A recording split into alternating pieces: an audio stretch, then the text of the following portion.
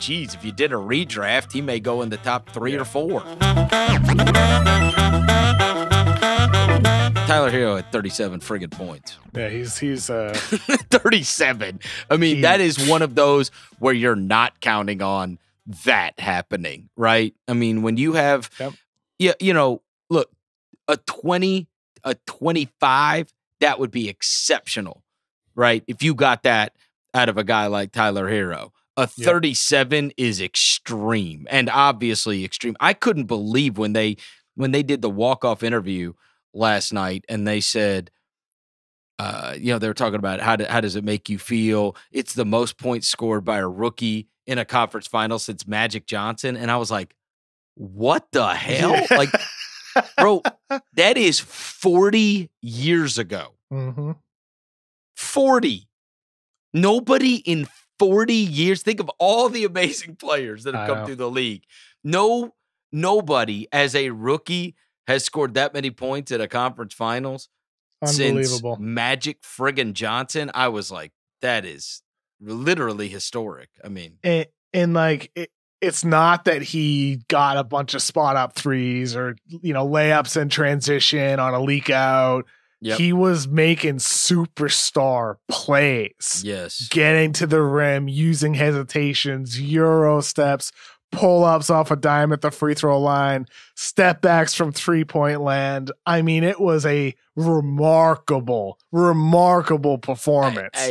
Kev, and somebody could probably go find this, but at the beginning of the playoffs, we were talking about, I remember in the Utah series, we were talking about Donovan Mitchell and how much we liked him, but we didn't see him.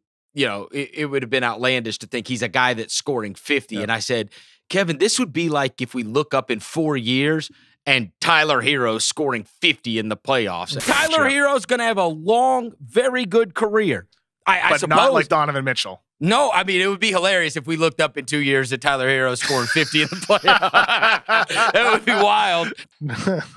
I mean, he's not that far off. No. He's not that far. I mean, I don't know, 4 years. It might not take him 4 years till he gets 50 in a playoff game. This guy, and this is going, I don't know if you've heard this, but this is going to stun you if it hasn't. I think it's going to stun the listeners. Not only, because I think people say, this guy can score, man. Like, this guy is a fantastic scorer, and he can get to the basket, and he can knock down threes, and he can hit the step backs, and he's got the shifty moves.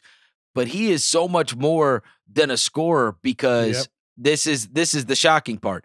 He is second on that team in rebounding, and he is first in assists during this deal. I mean, that is unbelievable. Mm-hmm. Unbelievable. Tyler Herro. So he ain't just scoring. He does everything and is doing it at this rate that is like, first or second on the team in these other categories, which is not what you would ever expect for a guy, especially a perimeter player like him, who's not a point guard. So you wouldn't necessarily think he'd be high in assists. And certainly the rebounding thing is crazy. He's another one of those players where you're like, how do 12 teams miss this guy? And I missed too. I had him ranked in, I believe, the low or mid 20s in my rankings last year. And, I look back at that and it's like, I look at my pluses and minuses that I had for him. And it's like, I mean, spot on in terms of like the evaluation, but the ranking is so off. You're talking about a guy who's 6'6", who can shoot off the dribble, create his own shot, shows playmaking skills, reportedly, from all the feedback and intel you get, a hard worker. It's like, what was I thinking? What were these teams thinking? It's just, these guys fall so much. Here's the thing. I'm glad you brought this up, because I did a little research project during halftime of the game tonight, because I was thinking about this a lot.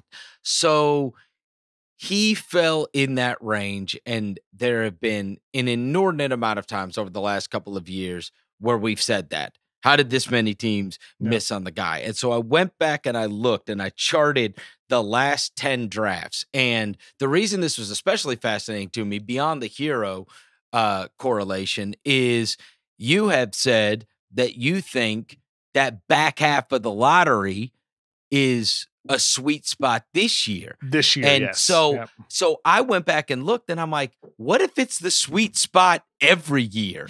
And you go back and look. And so like 2 years ago, right, we have Shai Gilgeous-Alexander.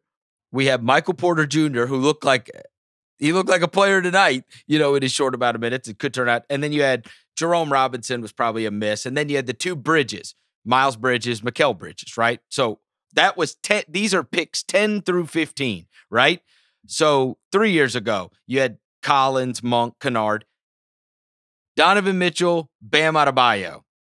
The year before, Domantas Sabonis was already, you know, been an all-star in the league. The year before, Devin Booker.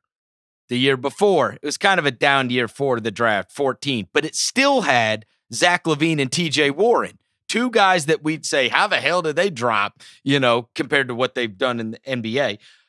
2013, CJ McCollum, Steven Adams, and then, of course, the 15th pick was Giannis. 2012, that was a kind of a down year in the draft, honestly. But, I mean, there's been guys that have had careers, Jeremy Lamb, Myers Leonard, Austin Rivers, these kind of guys. 2011, Klay Thompson, and the 15th pick, Kawhi Leonard. And then the 2010 Paul George. I mean, like, this isn't like just a couple of guys. These are best players on teams. And that's over the last 10 years from Donovan Mitchell to Devin Booker to Giannis to Kawhi to Klay Thompson to Paul George. I mean, that's insane. It makes you realize that obviously the draft is A, an inexact science. It is not hard to do. But B, these NBA front offices don't know how to do this any more than any of us do. I mean, it really is outrageous, though, to think. Like, those are a who's who of the NBA. Clearly with Giannis and Kawhi. For sure. Right? But even if you take them out of it. Even if you take them out of it. And now you look again, and we got a kid that scores 37 last night, who everybody's like, geez, if you did a redraft, he may go in the top 3 or 4.